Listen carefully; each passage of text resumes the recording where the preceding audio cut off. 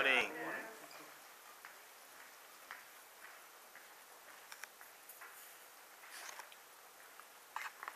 Hope y'all ready for this one.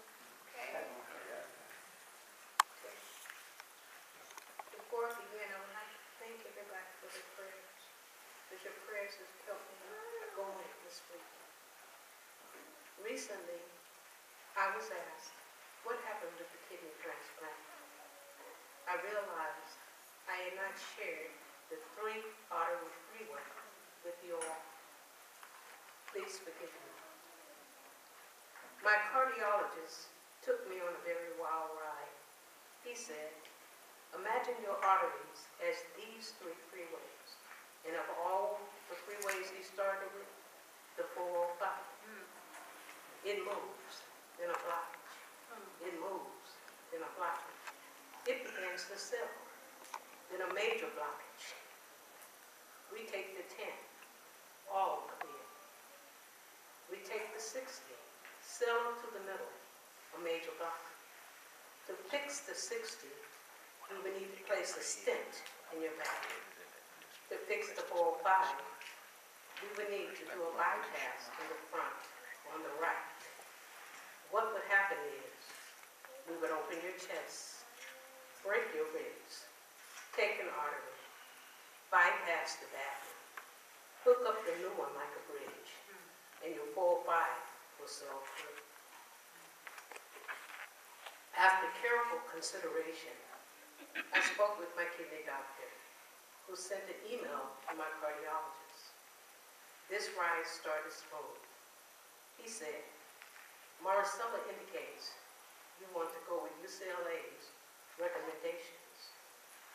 I know you want to get off dialysis, and UCLA will place you on the transplant list once your arteries are in compliance. Then he drove into a sinkhole with me. However, upon further review, Dr. Madison and I would not recommend you undergo these procedures. You asked me to keep it real, and this is as real as it gets. Your heart is my concern.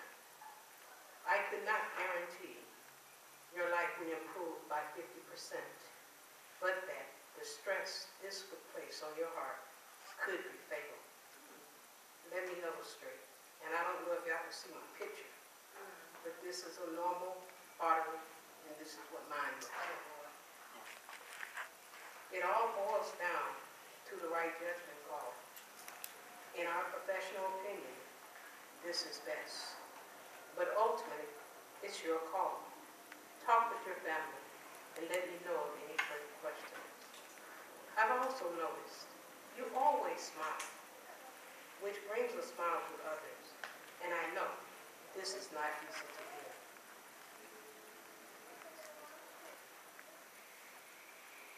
No, Dr. Wayne, it's not. It hurts, but I'm still in the game, kicking but not high, flopping but can't fly, and fighting by faith to keep his purpose inside. Conventional medicine sends its troops into battle against disease, solely armed with the cut, surgery, the poison, pharmaceutical, the burn, invasive therapies, including chemotherapy and radiation.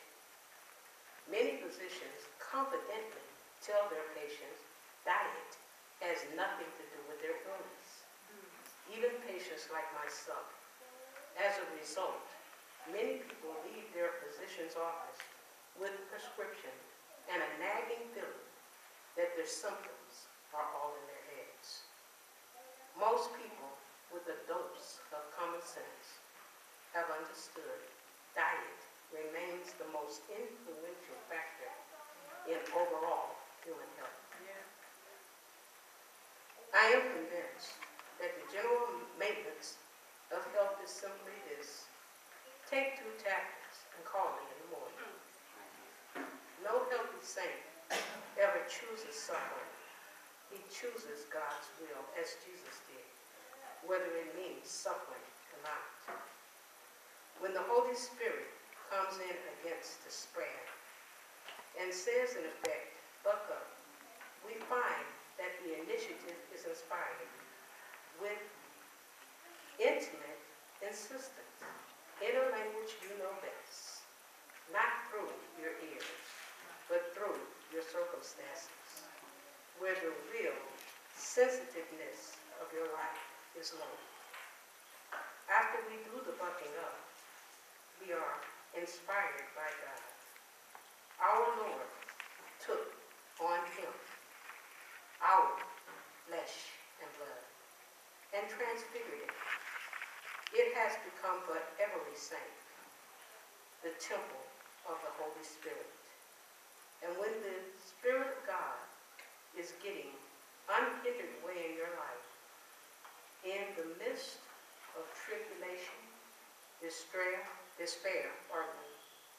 persecution, you will take everything that happens as happening to him, and it will produce the joy of the Lord because of it. You will not grow discouraged. You will learn to depend on the power available to you from Christ.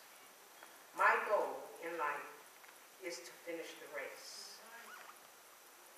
And I pray that it's your goal also. And this is a little thing that came to me while I was laying in the bed. I got it wrote it down.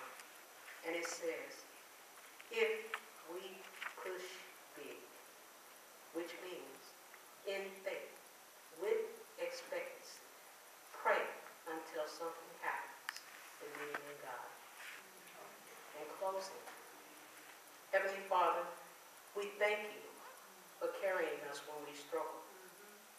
Help us not to minimize our struggles, yet at the same time, help us to recognize that any struggle we have is small in comparison to the great God we serve.